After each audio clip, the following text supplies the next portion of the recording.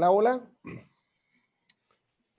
Les damos la más cordial bienvenida a este espacio de academia, su cátedra Jorge Rosell, quien les habla Ángel Pérez Almario, coordinador académico de Universitas Fundación. Estamos transmitiendo en vivo hoy por intermedio del canal de YouTube de Universitas Fundación y en paralelo estamos realizando la transmisión por intermedio de esta aula virtual de Zoom. Consistentes con el compromiso asumido desde el punto de vista de la academia al inicio de este proceso de pandemia, continúa la Asociación Latinoamericana de Derecho Penal y Criminología, el Instituto de Estudios Jurídicos del Estado Lara y Universitas Fundación al frente de la organización de las 45 jornadas José María Domínguez Escobar, las cuales versarán sobre 17 ponentes el próximo 14 y 15 de noviembre del 2020, ponentes de 6 nacionalidades. Y por supuesto, en este momento, lo que nos agrupa desde el punto de vista de la academia es rendir un merecido homenaje al destacado procesalista, en este caso a la memoria del destacado procesalista, al profesor Julio Mayer. Dentro de este evento académico no solamente tendremos un cartel de excelencia, las cuales nos mantendrán completamente conectados los días 14 y 15 de noviembre, sino que también poseemos de alguna manera intenciones de despertar de la academia, es decir, todos aquellos investigadores que en cualquier parte del mundo deseen que sean considerados lo que vienes escudriñando, lo que vienes profundizando desde el punto de vista investigativo y desees que forme parte del libro Memorias de las jornadas, simplemente suscríbete y matricúlate en este destacado evento que se va a dar el próximo fin de semana. Ya contamos con el aval académico de las jornadas Domínguez Escobar de la Academia de Ciencias Sociales y Políticas de Venezuela, la Universidad del Zulia de Venezuela, el Instituto de Derecho Penal Acusatorio de México, INEXPA, la Universidad de Guadalajara, la Universidad de Ciencias de la Seguridad de Nuevo León, México, el Instituto de Derecho Penal y Criminología de la Universidad de la República del Uruguay, la Universidad Laica Eloy Alfaro de Manabí, de Ecuador, el Instituto de Estudios Profesionales de Ciencias Penales y Justicia Oral de México, la Asociación Iuspenalistas de México y el Instituto de Estudios Jurídicos del Colegio de Abogados del Estado Sucre. Eso entre algunos que consideran que en este momento el motivo bajo el cual se agrupa la Academia Iberoamericana, que es rendir un merecido homenaje, un humilde homenaje a este destacado procesalista, nos puede agrupar en la celebración de las jornadas centenarias de Venezuela, que son las jornadas José María Domínguez Escobar. Asimismo, nuestra recomendación es que sencillamente puedas verificar a nivel de la página www.Universitas Fundación cuáles son las bondades que viene a traer el presente evento académico. ¿Cómo puedo suscribirme a las ponencias libres? ¿Cómo puedo formar parte del aula virtual donde van a estar las ponencias orales, donde van a estar las ponencias escritas, donde van a estar las ponencias libres que fueron formuladas, donde vamos a tener acceso inclusive al proceso de interacción de las jornadas? ¿Cómo durante un año posterior a la celebración de la misma puedo tener acceso? Nuestra mejor recomendación es que puedas revisar nuestra página web www.universitasfundacion.com o puedas simplemente suscribirte a los grupos Telegram, entre ellos el grupo de la cátedra Jorge Rosell. Dentro de este vamos a estar constantemente estableciendo no solamente promociones, no solamente reservas, vamos a estar estableciendo inclusive información tendiente al inicio y al aprovechamiento de este evento académico. La finalidad, evidentemente, es conectar a los abogados que necesitamos para el mundo post-pandemia. Sin más demora, hoy es el profesor Roger José López Mendoza, desde Venezuela, quien nos acompaña con la temática disertar régimen aplicable al decaimiento de la prisión provisional. Dicha ponencia presenta como alcance el siguiente enfoque. En principio, analizará la institución de la prisión provisional conforme a la Constitución de la República Bolivariana de Venezuela. De seguidas, profundizará el profesor Roger López sobre la prisión provisional frente al tapiz del principio de afirmación de libertad y el principio de presunción de inocencia previsto en el Código Orgánico Procesal Penal. En tercer aspecto, precisará cuáles son los límites estructurales y temporales de la aplicación de la prisión provisional en el proceso penal. Nuestro disertante del día de hoy, el profesor Roger López, es abogado, egresado de la Universidad Central de Venezuela, con clara orientación en derecho penal. Dentro de alguna manera de su haber, posee estudios de especialización en el ejercicio de la función pública, distinción summa cum laude, graduado de la Escuela Nacional de Fiscales del Ministerio Público. Asimismo, es egresado del Programa de Formación para el Ingreso a la Carrera Fiscal, mención honorífica de la Escuela Nacional de Fiscales del Ministerio Público. Posee estudios de especialización en Ciencias Penales y Criminológicas de la Universidad Central de Venezuela y actualmente es doctorando en Ciencias Penales y Criminalística de la Universidad Católica Santa Rosa. Asimismo, es director del portal web actualidadpenal.net, el portal del derecho penal. Se desempeña desde el punto de vista de docencia, ha sido docente de la Universidad Católica Santa Rosa, actual. También ha sido docente en la Escuela Nacional de Fiscales del Ministerio Público, desempeñándose a su vez como tutor y jurados de diversos trabajos de grado. Dentro de su vasta experiencia profesional, ha sido consultor legal de la empresa pública Metro de Caracas, ha sido asesor del circuito judicial penal militar, específicamente la Corte Marcial de Caracas, ha sido asesor penal de la Comisión de Justicia de la Asamblea Nacional Constituyente para la reforma del Código Orgánico Procesal Penal y actualmente se desempeña como investigador asiduo y director del portal Actualidad Penal. Sin más demora, antes de concederle el derecho de palabra al profesor Roger López, deseamos que seas tú quien determines la actualidad del foro el día de hoy. Deseamos que seas tú quien establezca cuál va a ser la interacción, cómo ha de hacer la interacción el día de hoy. Sin embargo, dentro del proceso de disertación del profesor, deseamos que tu incorporación a la cátedra sea con micrófonos apagados o cerrados.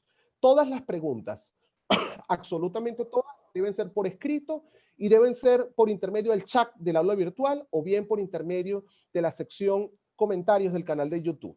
Si todas las intervenciones realmente deben resultar pertinentes a la temática bajo el cual estamos disertando. No importa desde qué parte conectando, lo importante es que nos indiques desde qué país y tu nombre y apellido.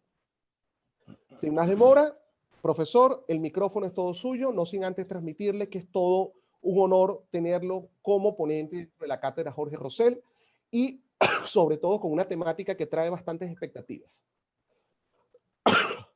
Adelante, profesor. Doctor Ángel Pérez Almario, y para todos muy buenas tardes. Muchísimas gracias a Universita Fundación por esta cordial invitación que me hacen. Créanme que es un honor para mí participar en estas importantes actividades académicas desarrolladas por la cátedra Jorge Rosell. Felicito a Universitas Fundación, a la cátedra Jorge Rosell, a nuestro magistrado emérito, el doctor Jorge Rosell, por impulsar, por desarrollar, por promover, por motivar el estudio de esta importante disciplina jurídica como son las ciencias penalísticas. Pues bien, el tema, como tú bien lo referiste, el tema que voy a tratar es el régimen jurídico aplicable al decaimiento de la prisión preventiva, que es tan solo un pequeño segmento de una gran investigación mixta, documental y de campo que yo realicé en su oportunidad y que está vinculada con todas aquellas situaciones de hecho y de derecho que pueden conllevar a que la detención de una persona devenga en inconstitucional.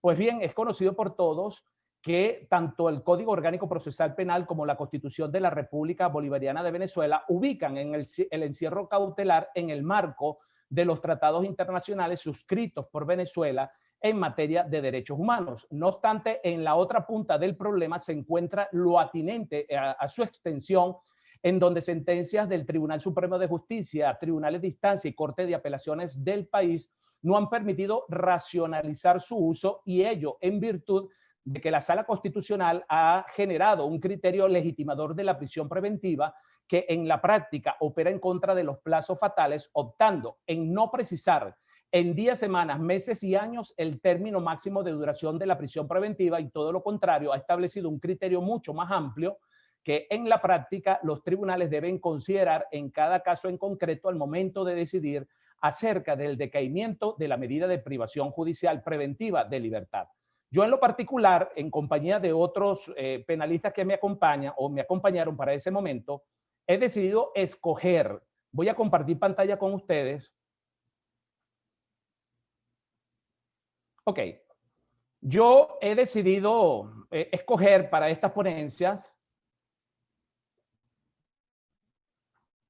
Vamos a ver. Ok. Decidí escoger las 3 sentencias más relevantes dictada en materia de decaimiento de la medida en estos prácticamente 21 años de vigencia del sistema acusatorio penal. La primera de ellas la acabamos de ver, creo que el internet no me ayuda mucho. Es justamente esta que ustedes ven allí en pantalla. Hasta el día de ayer, 10 de noviembre, el portal web del Tribunal Supremo de Justicia estaba bloqueado, no se podía acceder. Esta sentencia ustedes la pueden ubicar en el portal web www.actualidadpenal.net. Se trata de un fallo dictado por la Sala Constitucional en sentencia 1092 del 8 de diciembre del año 2017. Fíjense ustedes lo insólito que la Corte de Apelaciones del Estado portuguesa consideró que el decaimiento de la prisión preventiva solo podría operar a los 10 años después o computado después de la aprehensión del reo, ¿no? ¿Qué sucedió en esta causa? Que el reo fue acusado por 3 delitos: resistencia a la autoridad, robo a mano armada, robo de vehículo agravado y asociación ilícita para delinquir. En este caso en concreto, la Corte portuguesa consideró que la primera parte del artículo 230 del Código Orgánico Procesal Penal no era aplicable, sino la segunda parte. Es decir, que en este caso la prisión preventiva no podía ser superior a la pena mínima prevista para el delito más grave. En este caso, el delito más grave es robo a mano armada, que establece una pena en su límite. En esta sentencia, los 3 honorables juristas de esta Corte de Apelaciones llegaron a la conclusión de que el decaimiento de la prisión preventiva solo podría operar a los 10 años computados desde la aprehensión inicial. En ese mismo orden, en sentido regresivo, tenemos el auto de fecha 19 del 2006, dictado por el Tribunal Cuarto en funciones de juicio del Estado Aragua. Este es el caso 11A o el caso 11 de abril, donde tuve pues el privilegio y el honor de compartir la defensa privada junto al doctor José Luis Tamayo Rodríguez y otros juristas de reconocida trayectoria en el país, como el doctor Carlos Bastida, hoy fallecido, que en paz descanse, la doctora Terelis Malavé y por supuesto también la doctora Bonis de Simonovi. En esa oportunidad, los alegatos de la defensa fueron los siguientes: el decaimiento de la prisión preventiva debe operar en virtud de que para el 22 de noviembre del año 2006 se cumplieron o se agotaron los 2 años de detención de uno de los acusados. En esa oportunidad también señalamos que, de acuerdo con el artículo 244 del Código Orgánico Procesal Penal, hoy 230, la Fiscalía del Ministerio Público debió haber solicitado la prórroga del mantenimiento de dicha privativa o de dicha medida de coerción personal antes del vencimiento de la medida y no después de vencido el término, como efectivamente ella lo hizo. Pues el Tribunal Cuarto en funciones de juicio, a cargo de la abogada Marjorie Calderón, quien hoy ocupa un espacio como magistrada en la Sala de Casación Social del Tribunal Supremo de Justicia, señaló lo siguiente: sin entrar a analizar en profundidad el sentido del artículo 244, la norma, la expresión de próximo a su vencimiento, podría tomarse en sentido futuro, es decir, próximo futuro a vencerse, o en sentido pasado, es decir, próximo pasado vencido. Esto por cuanto la norma está redactada para una situación de hecho presente, próxima a su vencimiento. Obviamente, contra este auto, la defensa ejerció recurso de apelación, la Corte aragüeña ratificó este criterio y contra la decisión dictada por la Corte de Apelaciones, la defensa interpuso la acción de amparo constitucional. Entre otros de los argumentos señalados por el Tribunal en funciones de juicio, señaló esa jurisdicente lo siguiente: el acusado fue aprehendido el 22 de noviembre de 2004. Y en fecha 20 de marzo de 2006 se dio inicio al juicio, el cual se venía desarrollando sin interrupción, por lo que hasta que el juicio oral se iniciara, los mismos llevan detenido un tiempo de 1 año y 3 meses. Es decir, fíjense ustedes que el tribunal computó el periodo de la prisión preventiva desde el 22 de noviembre de 2004 hasta el 20 de marzo de 2006. Sin embargo, la decisión fue adoptada el 19 de diciembre del 2006. Es decir, no tomó en consideración 8 meses. Y ello se debe a lo siguiente: el tribunal consideró que la jurisprudencia de la Sala Constitucional entiende que la aplicación del artículo 244 del Código Orgánico Procesal Penal es procedente cuando el imputado o acusado ha permanecido detenido sin celebrarse juicio oral y público. En el presente caso es evidente que ya el juicio se inició en fecha 20 de marzo de 2006 y el mismo ha continuado sin interrupción. Pues bien, la defensa, reitero, interpuso amparo contra decisión judicial dictada por la Corte de Apelaciones que ratificó este criterio. Luego, la Sala Constitucional, en sentencia 626 del 13 de abril del año 2017, estableció, es un criterio que hoy por hoy está vigente, es un criterio que hoy por hoy aplican prácticamente todos los tribunales de la República. La Sala Constitucional señaló que el mero transcurso del tiempo o el mero transcurso de los 2 años no es suficiente para decretar el decaimiento de la medida, por cuanto en cualquier proceso penal pueden generarse dilaciones de vida o dilaciones justificadas, óigase bien, que en modo alguno puede beneficiar a los presuntos culpables y que pueden generar que ese proceso se extienda por un plazo razonable mucho más allá de los 2 años sin que exista mala fe imputable a las partes procesales o inclusive al propio juez. Pues bien, conforme a la investigación realizada, mis estimados colegas abogados y amigos, pude llegar a la conclusión de que en Latinoamérica, en los países del Caribe y particularmente en mi hermosa República Bolivariana de Venezuela, se hace cada día más necesario, se hace cada día más importante que la prisión preventiva sea instaurada como una medida restrictivamente excepcional y que una vez impuesta la misma, aquella no debe ir más allá del término razonable de los 2 años. Pues bien, allí tenemos lo que dispone el artículo 230 del Código Orgánico Procesal Penal. La norma que tenemos a la vista pone de manifiesto entonces la necesidad de instaurar la prisión preventiva por el menor tiempo posible.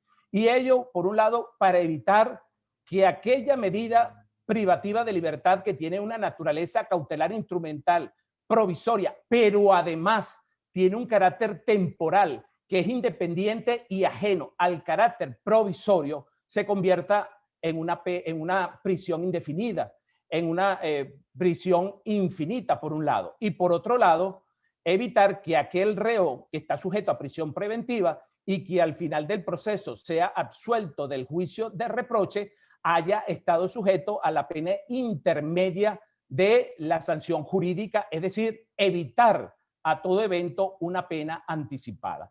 En definitiva, tenemos que la postura jurisprudencial adoptado tanto por la Sala Constitucional del Tribunal Supremo de Justicia como los tribunales de instancias del país y Corte de Apelaciones en Venezuela versus la necesidad y la actitud de reinterpretar el derecho que tiene el Estado de perseguir los delitos e imponer medidas de coerción personal es el ápice que pone en el centro del presente debate la problemática que pretendo descubrir en estas importantes actividades académicas desarrolladas por Universitas Fundación.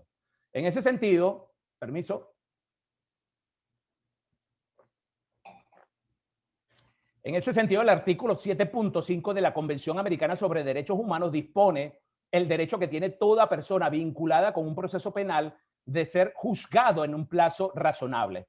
Pues bien, el artículo 230 del Código Orgánico Procesal Penal se alinea perfectamente con estos tratados internacionales suscritos por Venezuela en materia de derechos humanos. De hecho, recoge el principio de proporcionalidad de las medidas, que a mi juicio es la hermana gemela del principio de proporcionalidad de las penas, por cuanto si bien la pena tiene que ser proporcional a la gravedad del hecho, en los mismos términos las medidas de coerción tienen que ser proporcional con la gravedad del hecho. No obstante, lo que a nuestro juicio comporta especial interés para esta ponencia es que el legislador delimitó de una manera clara y precisa el término máximo de duración de la prisión preventiva a 2 años, pudiendo ser prorrogable por un periodo igual a la pena mínima prevista para el delito imputado, pero a todo evento en modo alguno podrá sobrepasar el límite de los 2 años. Es decir, de la interpretación del artículo 230 de nuestro Código Adjetivo Penal, una interpretación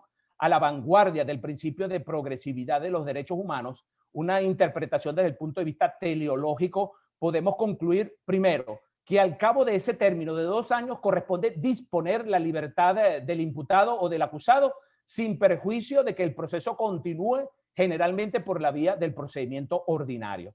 En segundo lugar, es necesario tomar en consideración que ese término de los 2 años solo se podrá extender o se podrá prorrogar si las partes acusadoras así lo solicitan. Entiéndase, el agente fiscal o la víctima, siempre y cuando se haya querellado. Y en este sentido es importante tomar en consideración la cualidad de parte querellante y su connotación que reviste para un proceso penal como el nuestro. Siempre he considerado, siempre he dicho que la víctima, como sujeto pasivo de los efectos perniciosos que genera el delito, debe querellarse ya sea en fase preparatoria o ya sea en fase intermedia del proceso penal, porque eso le va a dar la cualidad y le va a dar la competencia para tener un espacio activo y protagónico en la fase trascendental del proceso. Y cuando digo fase trascendental, no quiero decir que la fase del juicio oral sea más importante o menos importante que la fase preparatoria o fase intermedia, pero en la fase del juicio oral es donde las partes pueden tener un control efectivo sobre cada uno de los elementos probatorios. Es la cualidad de parte querellante lo que le brinda a la víctima la posibilidad o el derecho de participar en los actos de reproducción y evacuación de la prueba. Es la etapa en donde el juez de juicio tiene una apreciación sensorial directa o inmediata con cada uno de los órganos de prueba. Es en esa etapa en donde la pugna entre las partes se manifiesta en toda su extensión. Es, en definitiva, la etapa procesal donde se deciden los destinos finales del acusado. Y es por ello que, a mi juicio, la cualidad de parte querellante le brinda esa posibilidad a la víctima e inclusive le brinda la posibilidad de hacer solicitudes trascendentales a los fines de sus derechos e intereses, como es justamente solicitar la prórroga de los 2 años. Pero, si bien es cierto, la prórroga solamente puede ser solicitada por quienes tienen cualidad para ello, no obstante, solo podrá solicitarse la prórroga de la prisión preventiva antes de su vencimiento y no después, como erradamente o torcido en derecho lo decidió el Tribunal Cuarto de Juicio del Circuito Judicial Penal del Estado Aragua. Pero además, esa solicitud tiene que obedecer o se tiene que alinear con causas graves que justifiquen su mantenimiento. Quiero señalar que una disposición muy similar al artículo 230 lo encontramos en el artículo 581 de la Ley Orgánica para la Protección del Niño, Niña y Adolescente, que se dispone en el sistema penal de responsabilidad del adolescente. El artículo 581 es un dato, es una norma clara y precisa, pues el juez de que se trate, funciones de control, funciones de juicio, una vez que verifica que la prisión preventiva a la cual se encuentra sujeto el acusado adolescente arriba al término, fíjense ustedes que ya no se refiere a un plazo razonable, sino que habla de un término de 3 años, el juez está obligado ipso iure a sustituirla por otra medida cautelar menos aflictiva a la prisión preventiva.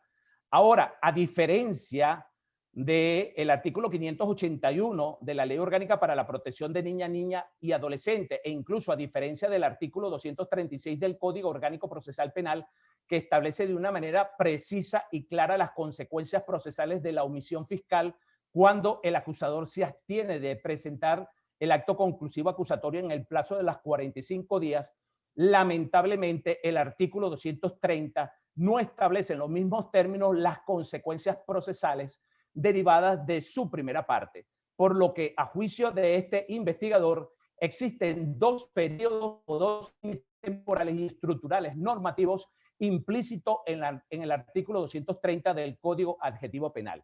Un primer periodo o un primer límite temporal y estructural normativo se inicia o comprende desde el momento en que el justiciable es privado de su libertad ambulatoria por parte del órgano policía de que se trate, hasta que esa prisión preventiva alcanza los 2 años.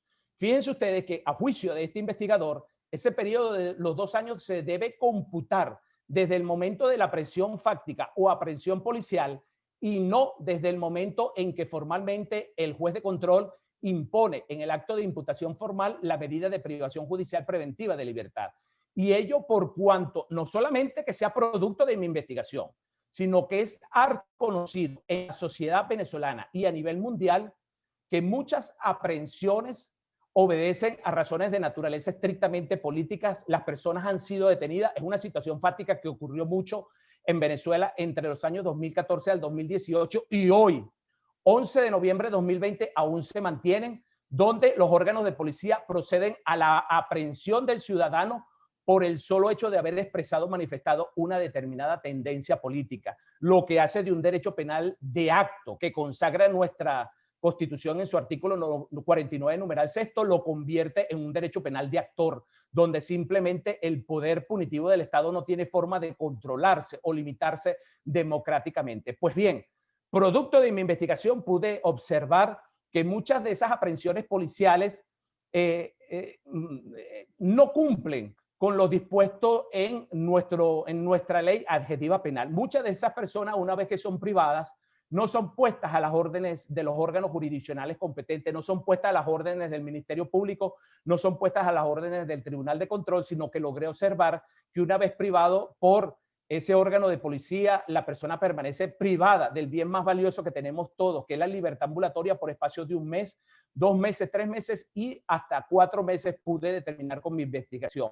Pero eso ocurre al inicio del proceso, porque al final del proceso también pude descubrir que una vez que el acusado es puesto en libertad plena a través de una sentencia absolutoria y se libra la orden de excarcelación que tiene una naturaleza imperativa e inmediata, pues simplemente los directores de los centros de reclusión no ponen en práctica esa orden de excarcelación y el sujeto absuelto o el acusado absuelto permanece privado de su libertad ambulatoria por espacio no de 2 meses, ni de 3 meses, ni de 4, sino de 5, 6, 7, 8, 9, hasta 1 año privado ilegítimamente de su libertad. Por ello considero que ese periodo de los 2 años se deben computar desde el momento mismo de la aprehensión fáctica o de la aprehensión policial. Y ese periodo de los 2 años se traduce, a juicio de este investigador, en un límite fatal o en un límite de caducidad respecto al cual el juez de que se trate en forma exclusiva y excluyente le corresponde verificar el transcurso del tiempo y que el transcurrir de ese tiempo no sea imputable a tácticas dilatorias imputables o atribuibles a la defensa o al propio acusado. En este caso en concreto, en lo que se refiere a la prórroga de la medida, no aplica, reitero, a juicio mío, a juicio de este ponente, no aplica los riesgos procesales a los que aluden los artículos 237 y 238 del Código Orgánico Procesal Penal. Es decir, el Fomuri Juris y el periculo in mora correspondiente al peligro de fuga o al peligro de obstaculización de las investigaciones no debe ser tomado en consideración por el juez al momento de decidir acerca del decaimiento de la medida cuando el acusado ha estado privado de su libertad ambulatoria por un tiempo igual o peor aún, por un periodo superior a los 2 años. ¿Por qué? Porque esos riesgos procesales fueron tomados en consideración al inicio del proceso. Fueron tomados en consideración al momento de decidir acerca de la procedencia de la prisión preventiva y son esos riesgos procesales lo que le imprimen una naturaleza cautelar, instrumental y provisoria. Pero es el caso de que conforme al artículo 230 del Código Orgánico Procesal Penal, esta le da a la prisión preventiva ya no un carácter provisional, sino un carácter temporal. Y es más que obvio que el propósito del legislador ha sido, indistintamente la naturaleza jurídica de que se trate, someter las medidas de coerción personal y particularmente la prisión preventiva a un término fatal, a un término de caducidad de los 2 años. Y adicionalmente, es claro que conforme a la norma, el legislador ha considerado que 2 años es un plazo razonable para el desarrollo y la sustanciación del proceso. Por lo tanto, cuando la prisión preventiva arriba al término de caducidad de los 2 años, el decaimiento de la medida opera de manera automática. Suponga, vamos a hacer el siguiente ejercicio mental, que usted es el juez de control o juez de juicio y usted está en su despacho fiscal. Frente a su escritorio, usted tiene una especie de pizarra grande. Esa pizarra la vamos a denominar panel de control óptico. Ese panel de control óptico le indica a usted, juez, una línea del tiempo para cada medida de coerción personal a la que está sujeta cada reo, cada imputado o cada acusado. Cuando esa línea del tiempo para Pedro Pérez se activa y le indica al juez, Pedro Pérez alcanzó los 2 años sujetos a prisión preventiva, inmediatamente, automáticamente se activa una señal visual y sonora, algo así similar a la alarma del reloj a las 5:30 de la mañana. Es tan fastidiosa esa alarma que el juez de control de oficio debe proceder a revocar la prisión preventiva o al menos hacerlo a solicitud de partes, sin que, en este caso en concreto, el Código Orgánico Procesal Penal, a diferencia del artículo 581 de la Ley Orgánica para la Protección de Niñas y Adolescentes, establezca que el juez deba sustituirla por una medida cautelar menos aflictiva a la prisión preventiva. De tal manera que la orden de excarcelación, si de ella se trata, repito, tiene una naturaleza imperativa, una naturaleza inmediata, so pena de convertir aquella prisión cautelar, aquella prisión que está sujeta temporalmente a un límite de caducidad, en una privación ilegítima de libertad por ser manifiestamente contraria al artículo 44 constitucional. Y ello debe y tiene que necesariamente ser interpretada de esta manera, como dice al punto C de la lámina, para evitar dilaciones indebidas y para proteger al reo, que es en definitiva en contra de quien opera todo el poder persecutorio del Estado, contra detenciones indefinidas, contra detenciones eternas, sin que en su contra opere una sentencia condenatoria firme.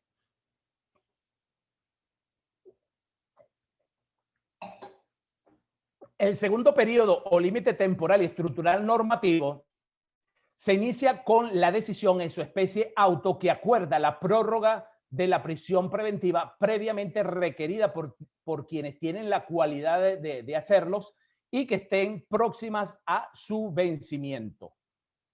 En este caso, es necesario señalar que en nuestro sistema, en un sistema penal de juzgamiento regido por garantías constitucionales y legales, en un sistema penal de vanguardia con el principio de progresividad de los derechos humanos, no podemos tener prórroga de la prórroga. No podemos tener una extensión de la extensión de la extensión de la prórroga de la extensión, porque definitivamente haríamos del poder punitivo un poder persecutorio a ultranzas. Es sabido que la prórroga de la medida no puede ser superior a la pena mínima prevista para el delito imputado, y si son varios los delitos no puede ser superior respecto a aquel delito que consagre la pena más grave o más elevada, y a todo evento no puede extenderse del plazo de los 2 años. Ese auto que acuerda la prórroga de la medida tiene que estar amparado o sustentado, tiene que estar debidamente fundamentado en causas graves que justifiquen su mantenimiento. ¿Y cuáles son estas causas graves? Pues bien, la primera de ellas son aquellas causas a las que alude el artículo 55 de la Constitución de la República Bolivariana de Venezuela. En este caso en concreto, se trata de que si bien la víctima querellada o el Ministerio Público pueden solicitar la prórroga, no basta con hacer la mera solicitud. Es que tienen que aportar elementos de prueba que acrediten los extremos a los que hace alusión el artículo 55 constitucional. Es decir, tienen que demostrar fehacientemente de vulnerabilidad de la víctima o que la víctima está en riesgo tanto su vida como su integridad física. Y la otra causa grave a lo que alude el artículo 230 del Código Orgánico Procesal Penal son justamente las tácticas dilatorias imputables a la defensa o al propio reo. Aquí quiero señalar que mutatis mutandi es muy similar a lo que aplica para el caso de la prescripción judicial o extraordinaria, que haciendo un paréntesis, no es una prescripción propiamente dicha, yo la he llamado fórmula alternativa de extinción de la acción penal. Recuerde usted que para que opere la prescripción judicial, el juez debe calcular que haya operado el plazo o el periodo de la prescripción ordinaria más la mitad de ese tiempo, pero adicionalmente, el ingrediente adicional es justamente que ese periodo no se deba a tácticas dilatorias imputables al reo o a la propia defensa. Pues bien, en sentido muy similar, aplica para el caso del artículo 230 del Código Orgánico Procesal Penal. De manera que, una vez más, a juicio de este investigador, estas son las dos únicas causales, las que alude el artículo 55 constitucional y las tácticas dilatorias. Son cláusulas cerradas, son números clausus que pueden determinar que el enjuiciamiento del reo se lleve a cabo bajo un régimen de detención sin que le esté dado al intérprete, sin que le esté dado al juzgador la libertad, la prerrogativa o la facultad para crear supuestos de excepción distintos, contrarios o ajenos a los que expresamente se ha reservado el legislador en normas que, como el artículo 230 del Código Adjetivo Penal, reitero, están sujetos a una interpretación restrictivamente excepcional, restrictivamente restrictiva, palabras propias de este investigador. Por lo tanto, la complejidad del asunto debatido, la gravedad del hecho objeto del proceso, las numerosas pruebas, como dice la Sala Constitucional en la sentencia precedentemente citada, la 626, y de la cual yo les puedo hacer llegar a ustedes estas láminas para que tengan tiempo de analizar lo que aquí se expone, la cuantía de la pena, las 4.000 pruebas, en el caso del 11 de abril, por ejemplo, se debieron incorporar, así como las dilaciones procesales que sean generadas por aquellos entes o por aquellos órganos que son ajenos a la jurisdicción, como por ejemplo el Ministerio Penitenciario, que en buena parte no garantizan por cualquier motivo, justificados o no, el traslado del reo desde el centro de reclusión hasta la sede del tribunal. Son efectivamente causales dilatorias que afectan el derecho a cualquier persona vinculada con un proceso penal de ser juzgado en un plazo razonable, como lo establece el citado artículo 7.5 de la Convención Americana sobre Derechos Humanos, pero que en modo alguno deben ni pueden confundirse con el plazo o el término máximo de duración de la prisión preventiva. De manera, mis queridos amigos, que al tasar la prisión preventiva a un término fatal, a un término de caducidad de 2 años, no la condiciono a la celebración del juicio oral. Tampoco condiciona ese término a la duración del proceso en donde fue decretada la medida de coerción personal, que puede extenderse incluso mucho más allá del plazo de los 2 años, con o sin juicio y sin que opere una sentencia condenatoria. Por lo tanto, es manifiestamente claro el craso error en el que incurre la Sala Constitucional, máxima garante de la legalidad, máxima garante de la constitucionalidad de los actos, que por cierto, al sol del día de hoy, después de más de 3 años, no me ha dado respuesta a la acción de nulidad interpuesta en contra del efecto suspensivo y la doble conformidad. Espero que estas ponencias lleguen a los oídos de los miembros de la Sala Constitucional. En fin, es manifiesto, es claro el yerro en que incurre la Sala Constitucional al confundir el plazo razonable de juzgamiento, que no lo puedo calcular en días, semanas, meses y años, con el término razonable máximo de duración de las medidas de coerción personal, que es un dato preciso y calculable empíricamente, simplemente porque las medidas de coerción personal no pueden ser superior a la pena mínima prevista para el delito imputado y tampoco exceder a el periodo de los 2 años.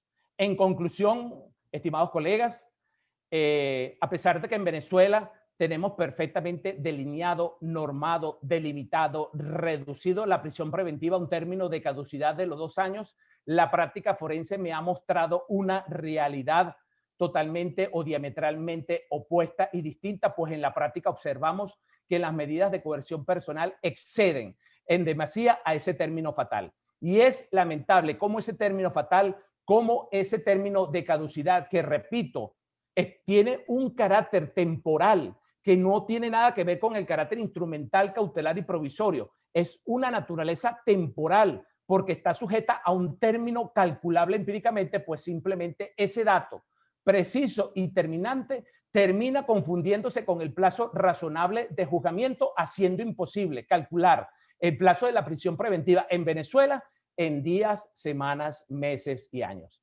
Finalmente, y con esto culmino mi participación, mis recomendaciones. Lo hablaba hace pocos minutos con el doctor Ángel Pérez.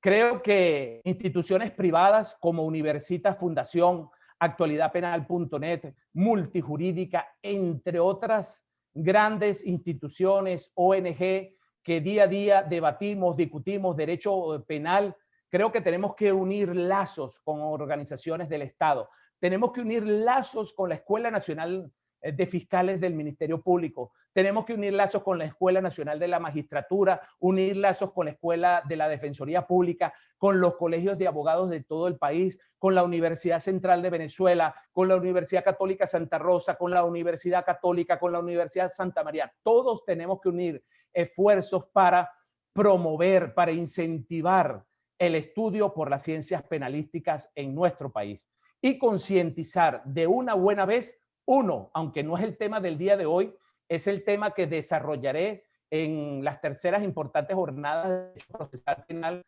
penal y otras ciencias afines el próximo 27, 28 y 29 de noviembre. Los invito a participar activamente, no se lo pueden perder, pero tenemos que concientizar primero que la prisión preventiva debe decretarse previo requerimiento del titular del ejercicio de la acción penal. 2, la prisión preventiva tiene que ser instaurada definitivamente como una medida restrictivamente excepcional. Y 3, una vez que el juez verifica que esa prisión preventiva ha alcanzado el término fatal de los 2 años, no es que deba, tiene necesariamente que revocar la medida, tiene necesariamente que decretar el decaimiento de todas aquellas medidas de coerción personal, particularmente la prisión preventiva, por ser esta la medida más aflictiva que afecta los derechos, que afecta la vida misma de cualquier ciudadano vinculado con un proceso penal. Muchísimas gracias por su atención. Gracias, estimado profesor Roger López. No solamente ha sido un comentario generalizado a nivel del chat del foro del aula virtual, sino también a nivel del canal de YouTube de Universita Fundación. No solamente el reconocimiento a la excelencia y el reconocimiento frente a una postura bastante crítica y frente a una postura de una institución que quizás de alguna forma no ha estado sumida dentro de los principios propios en el alcance de tu ponencia, proporcionalidad, lo correspondiente a el Estado en libertad como baluarte esencial del proceso penal venezolano. Tenemos algunas inquietudes, profesor, que quisiéramos conocer tu opinión. En principio, nos pregunta el profesor Ángel Serpa, quien fue también ponente de esta cátedra, felicita al profesor Roger López por su ponencia e indica lo siguiente: ¿no cree que todo el esquema de decaimiento de las medidas surgido de las jurisprudencias anteriores se redefine ahora con la imposición cautelar sustitutiva a los delitos menos graves, por una parte, y por la posibilidad de acusación particular propia de la víctima sin acusación fiscal por cualquier delito? Sentencia 902-18. ¿Su opinión, profesor? Sí, la sentencia de la Sala Constitucional, la 902 del 14 de diciembre del año 2018, tiene como precedente la 1260 del 14 de agosto del año 2012, ratificada en la 1550 del 27 de noviembre del año 2012, posteriormente en materia penal ordinaria en fecha 13 de julio del año 2013 y seguidamente la 902-2018 y la última aplicable al sistema de responsabilidad penal del adolescente, la 0141 del 19 de junio del año 2019. Definitivamente, a mi juicio, vulneran los principios propios de un sistema de juzgamiento penal regidos por principios fundamentalmente de corte acusatorio. No quiere decir que el juez no busque la verdad en este nuevo modelo, pero definitivamente el titular del ejercicio de la acción penal es el Ministerio Público y conforme al artículo 285, el artículo 285 constitucional, 16 del Código de la Ley Orgánica del Ministerio Público es a quien le compete definitivamente solicitar no solamente medidas de coerción personal, particularmente la prisión preventiva, sino inclusive medidas cautelares patrimoniales. Entonces, yo creo que el problema está, mi estimado doctor Ángel Serpa, es que en materias que están sujetas a reserva legal, la Sala Constitucional, máxima garante de la legalidad en Venezuela, ha ido, se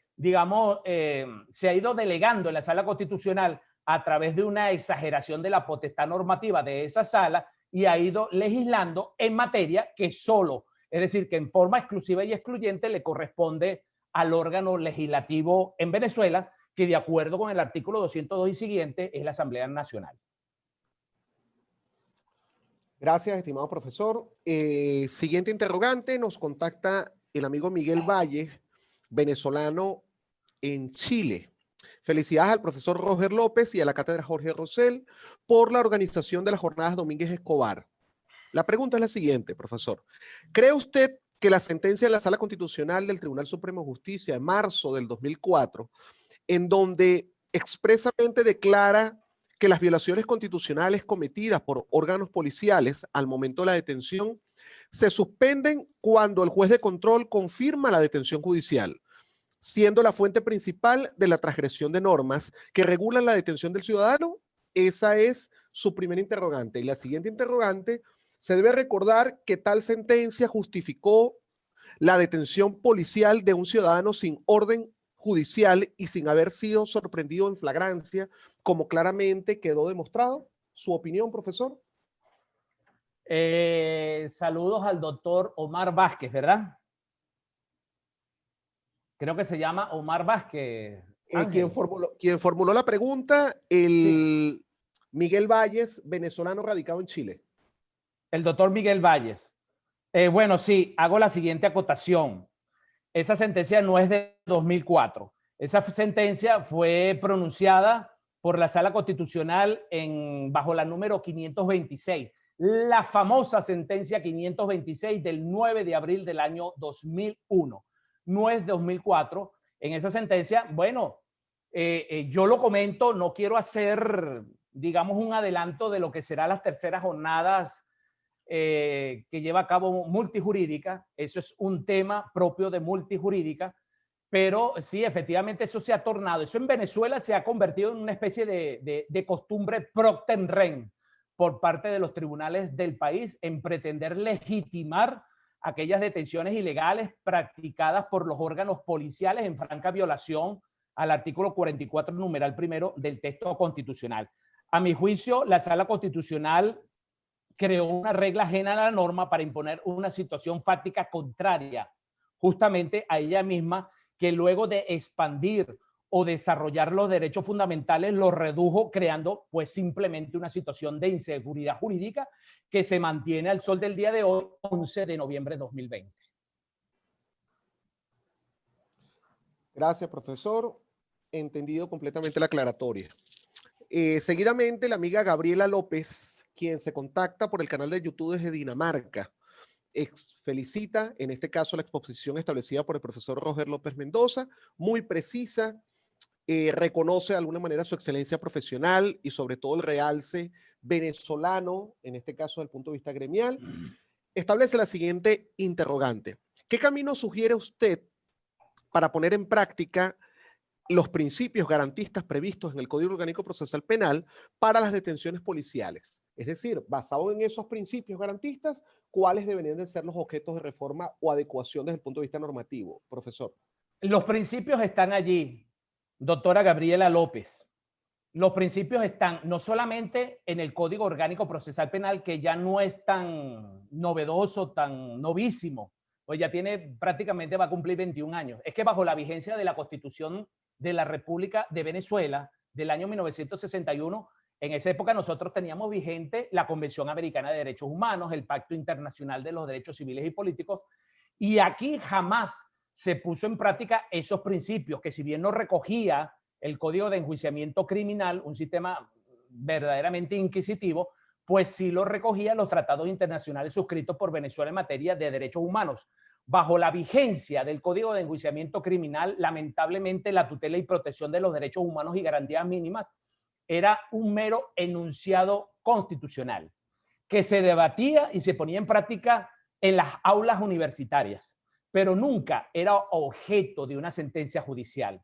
Lamentablemente, bajo aquel sistema, la tortura como prueba madre de todas las pruebas, bueno, era el día a día de los órganos policiales y de hecho muchísimas personas inocentes debieron pagar un precio muy alto, incluso hasta con sus propias vidas, el capricho de un funcionario policial que al considerarlo sospechoso lo vinculaba con un proceso penal que dejó de culminar con una sentencia definitiva.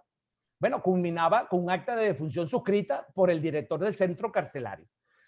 Los principios están claramente definidas en el Código Orgánico Procesal Penal y los recogió posteriormente, 5 meses después, la Constitución de la República Bolivariana de Venezuela.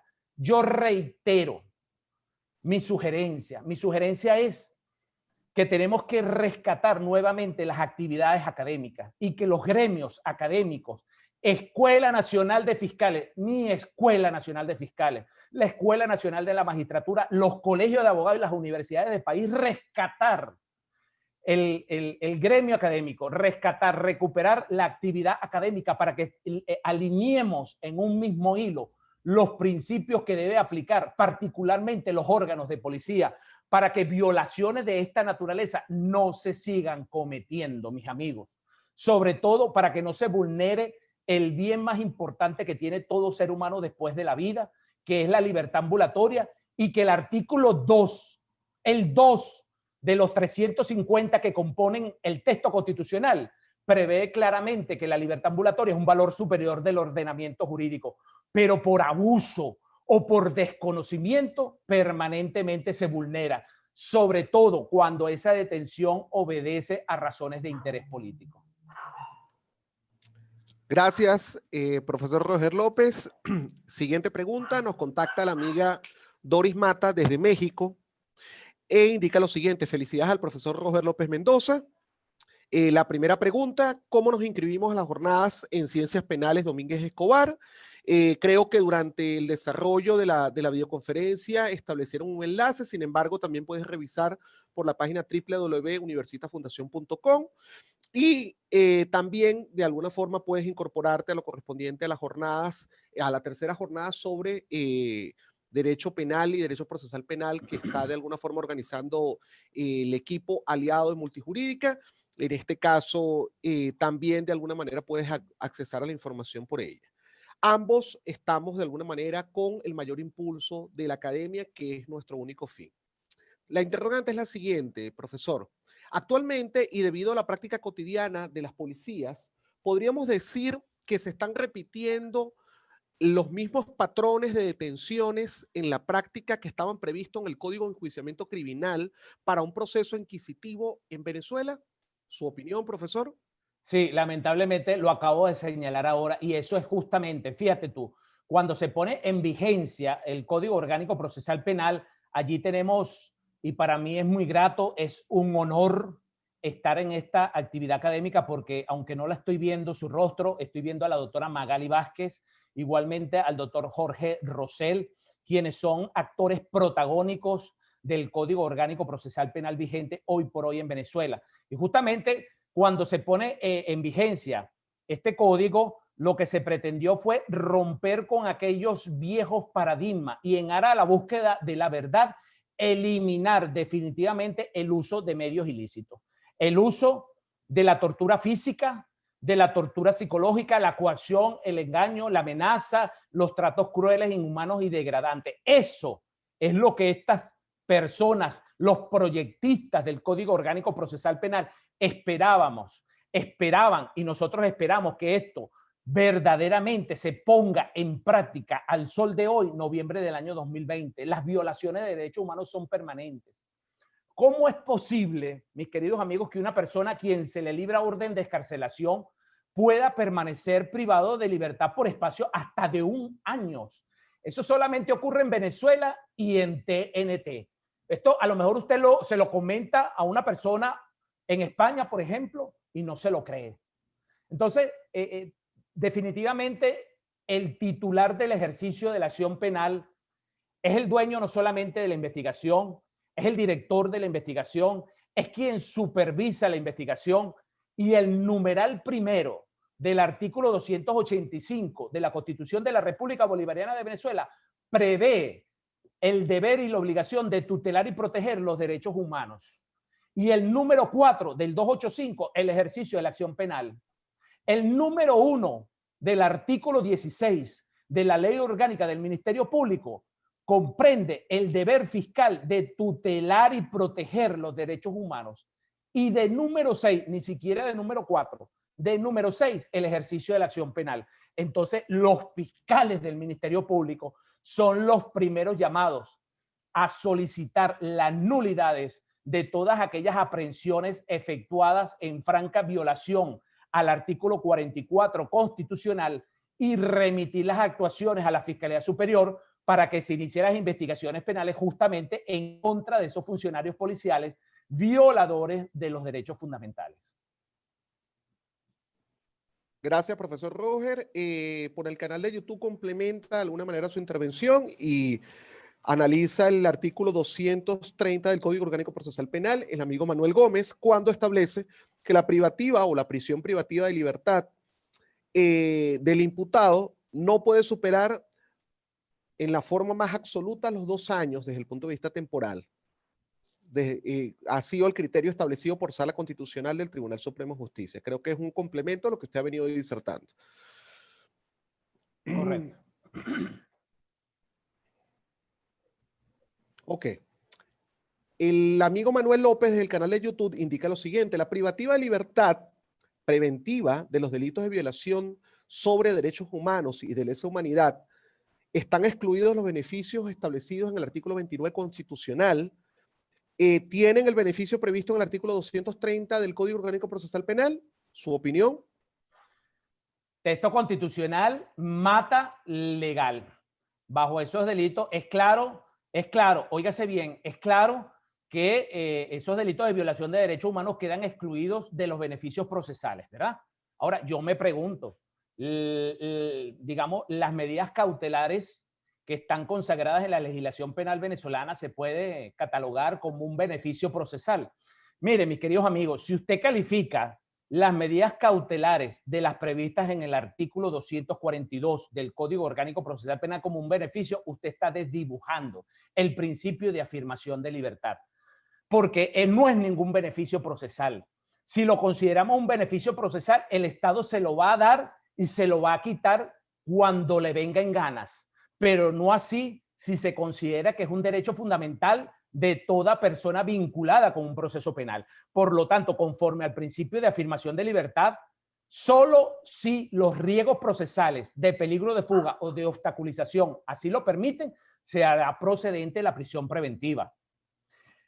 ¿Cuáles son aquellos beneficios procesales que pueden conllevar a la impunidad del delito? Pues, mis queridos amigos, uno de ellos es el indulto. El indulto o la amnistía, pero nunca las medidas cautelares previstas en el artículo 242 del Código Orgánico Procesal Penal. Gracias, profesor. Excelente aclaratoria respecto a la distinción de medidas alternas al cumplimiento de la pena, distinto a medidas preventivas de carácter cautelar. Quería señalarte, perdóname, digamos como un complemento se me vino en este momento. Bueno, fíjate tú que en un abuso de la potestad normativa que ostenta la Sala Constitucional, bueno, ha seguido legislando incluso en esa materia. Y tenemos que hoy por hoy, en materia de violencia de género, ciertos delitos en esa materia quedan, como ellos dicen, excluidos de los beneficios procesales. Respeto al penado, me refiero. Es decir, no se permite las fórmulas alternativas de ejecución de la pena. Por ejemplo, en determinados delitos como el homicidio o el femicidio, perdón, como las violaciones, como por ejemplo la exhibición de material pornográfico, etcétera, que me parece que es objeto exclusivo y excluyente de la reserva legal conforme al 202 de la Constitución de la República Bolivariana de Venezuela. Gracias, profesor. Excelente acotación. De hecho, revisando de alguna manera la necesidad dentro del aporte sugerido como extremos de modificación del Código Orgánico Procesal Penal, en el panel de hoy de participantes tenemos a 3 corredactores del Código Orgánico Procesal Penal. De hecho, usted hablaba, ya no es una ley adjetiva tan nueva, ¿ok? Entre ellos tenemos a la profesora Magali Vázquez, al profesor Jorge Rosell y al profesor Sergio Brown, ¿ok? Quienes de alguna manera participaron en ese proceso de corredacción desde su inicio hasta su finalización. Felicitan, profesor Roger López, desde Bogotá, la amiga Raiza Cifontes, y Verónica Soto reconoce la excelencia de su disertación. Siguiente interrogante, profesor, nos contacta la profesora René Moros, quien indica lo siguiente. Saludos y felicitaciones, profesor Roger López. ¿Estás de acuerdo con la siguiente frase del doctor Alberto Arteaga Sánchez? En Venezuela es preferible la imposición de una condena que la imposición de un proceso, haciendo alusión a la naturaleza de la prisión preventiva. Sí, lamentablemente pareciera que ese fuera el denominador común. Como la autora René Moro está haciendo alocución a uno de nuestros homenajeados en esas terceras jornadas, el doctor Alberto Arteaga Sánchez, yo también, en respuesta a su pregunta, fíjense ustedes lo que nos comentó en una oportunidad, en una de sus conferencias, el maestro del Derecho Penal en Venezuela y el mundo, el doctor Alberto Arteaga Sánchez. el 70%, el 100%, de un 100% de la población carcelaria en Venezuela, el 70% está sujeto a prisión preventiva. El otro 30% es una población ya penada. Pero de ese 30%, el 15% fue penado sin juicio previo, es decir, en franca violación al artículo 1 de los 518 artículos que componen el Código Penal venezolano, el juicio previo. ¿Por qué? Porque han admitido los hechos o se han sometido al procedimiento especial de admisión de los hechos bajo coacción, engaño y amenaza. El otro 15% se ha sometido al procedimiento especial en forma pura y libre, es decir, de una manera consciente. Y del 70% de la población carcelaria que está sujeta a prisión preventiva, la libertad ambulatoria depende de la ministra en materia penitenciaria. Lo que no depende de la ministra en materia penitenciaria es la libertad ambulatoria de los presos políticos en Venezuela. Creo haber contestado la pregunta. Gracias, perfectamente, profesor. Siguiente interrogante, nos contacta Leonardo Guzmán. Primero que todo, felicita su exposición, profesor Roger, e indica lo siguiente. ¿Qué opinión le merece las detenciones policiales de corta duración, tales como la conducción de una persona a una comisaría con el fin de constatar su identidad? ¿Qué opinión le merece inclusive sobre el tapiz de los principios analizados el día de hoy, profesor? Fíjense usted, en Venezuela tenemos 3 supuestos por los cuales el órgano de policía puede privar a una persona de su libertad. El primero de ellos, que sea capturado en la comisión de un delito en flagrancia. Que exista ex antes a la detención una orden emanada por un tribunal penal competente. Y en tercer lugar, que esa persona esté sujeta a una alerta roja internacional. El resto, cualquiera que usted se le venga en mente, cualquier detención es contrario a los principios cardinales propios del sistema penal acusatorio y ese funcionario o funcionarios están sujetos a las responsabilidades penales, civiles o administrativas, mis queridos amigos. Denuncie el hecho, porque si usted no lo denuncia, el funcionario continuará con esa práctica contraria a la ley de detener a personas por un mero capricho de verificar la identidad del mismo. Eso es contrario a la Constitución, a la ley y a los tratados internacionales.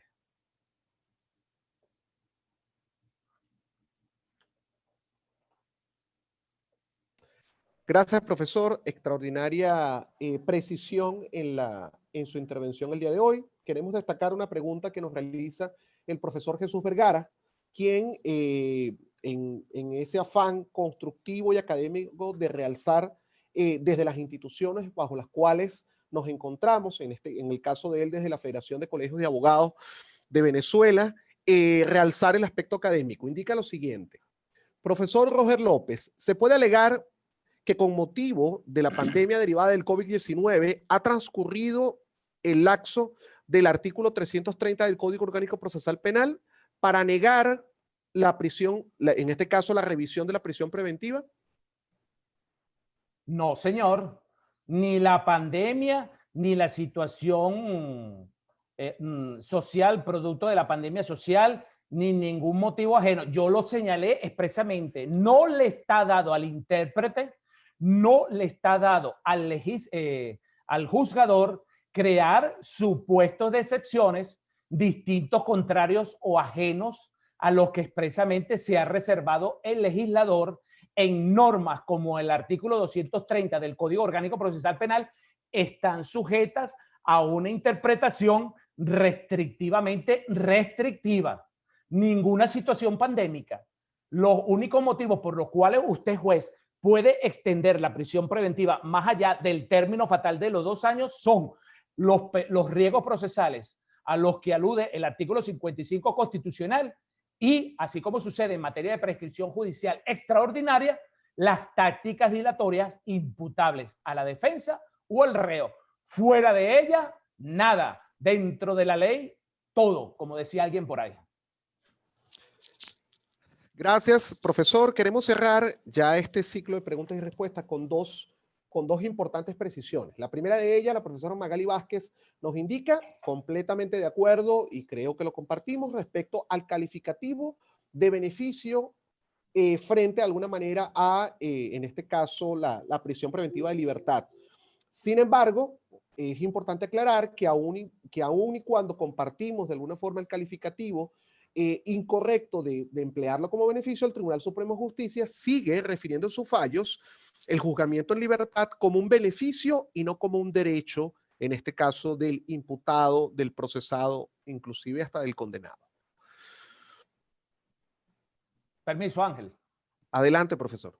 Como un complemento a lo que señala la honorable doctora Magali Vázquez, que espero conocerla en algún momento y compartir con ustedes experiencias de vida y experiencias académicas.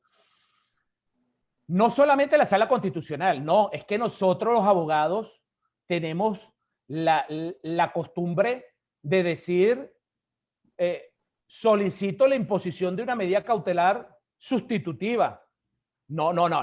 Aquí las medidas que están previstas en el artículo 242 del Código Orgánico Procesal Penal, prohibición de salida del país, fiadores, presentaciones periódicas cada determinado tiempo, esas por excelencia son las medidas que deben de imponerse a lo largo y ancho del proceso. Son las medidas principales. Pero si nosotros queremos concientizar y entender que la prisión preventiva es una medida extraordinariamente excepcional, restrictivamente excepcional, tenemos que entender justamente que la prisión preventiva es por excelencia la única medida cautelar sustitutiva en el sistema de juzgamiento penal en Venezuela. Y por supuesto, la Sala Constitucional reiteradamente se refiere a las medidas cautelares como beneficios procesales y no como derechos fundamentales de aquel vinculado con el proceso penal. Gracias, profesor Roger. Excelente aclaratoria. Queremos cerrar ya este ciclo de preguntas y respuestas. Hay unas que nos están quedando en el tintero. Sin embargo, por lo ajustado de alguna manera del bloque, sabíamos y nos los advertía el profesor Roger López, esto solamente es una pincelada frente a un aspecto donde realmente la praxis nos obliga a un replanteamiento y a una revisión no solamente desde el punto de vista jurisprudencial, desde el punto de vista constitucional, desde el punto de vista procesal, inclusive desde el punto de vista práctico, frente a el impulso de un proceso de formación estructural que debemos hacer. Queremos cerrar con lo siguiente.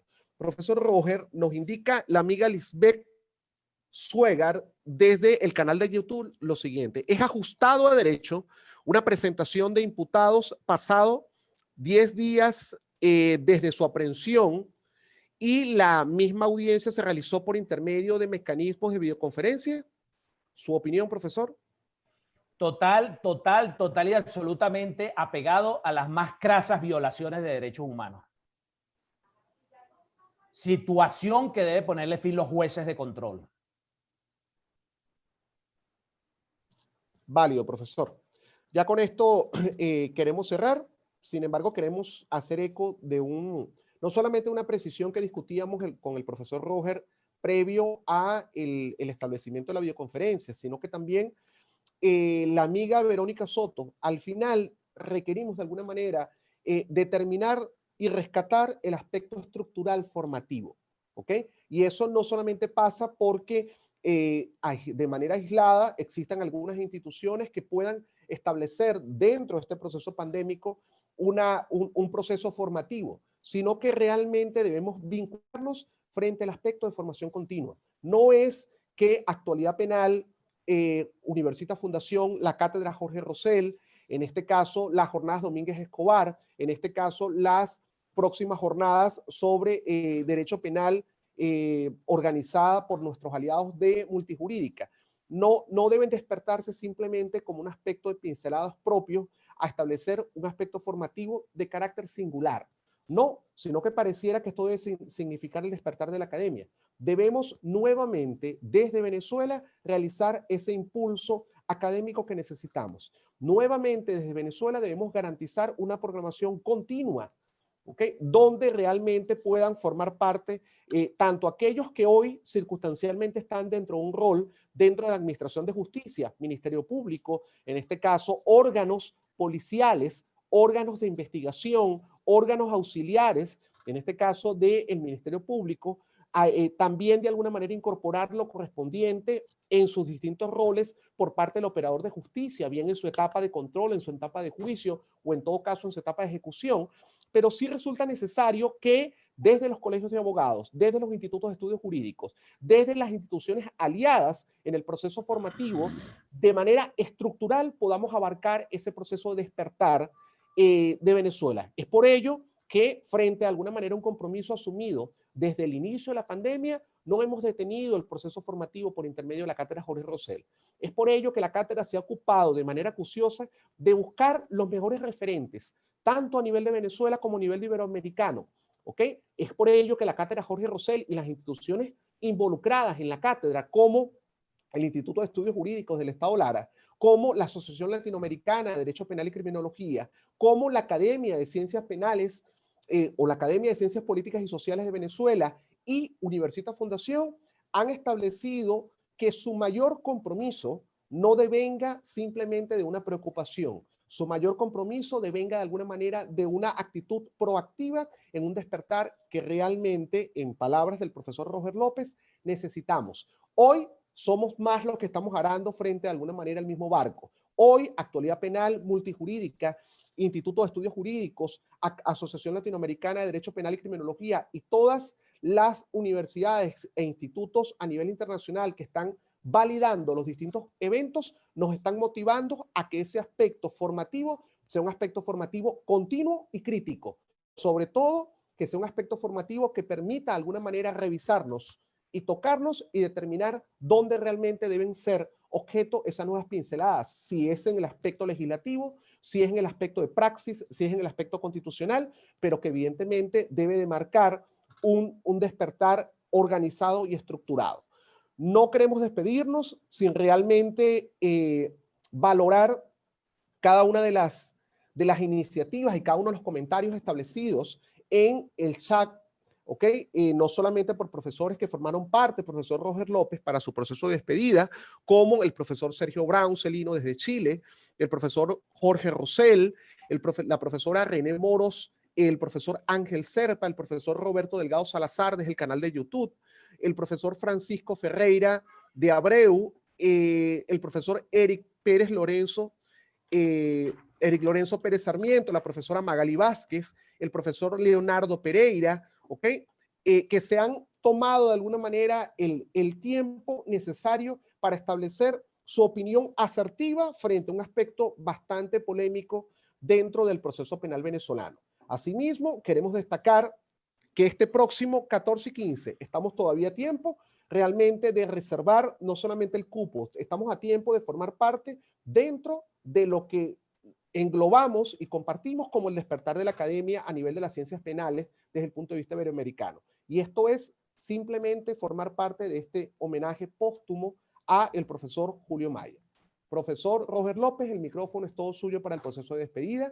Para nosotros bueno, yo le mando un saludo, muchísimas gracias a Universitas Fundación por la invitación, un saludo a Leonardo, a la doctora Magali Vázquez, el doctor Sergio Brown, al doctor Jorge Rosell, que son los padres del Código Orgánico Procesal Penal, al doctor Ángel Serpa, a mi gran amigo, destacado jurista venezolano, el cubano, el doctor Eric Lorenzo Pérez Sarmiento, a la doctora René Moro, para todos, Osvaldo Domingo, quien compartió conmigo aquel gran juicio más largo de la historia jurídica penal venezolana, como fue el 11A después de los juicios de Nuremberg.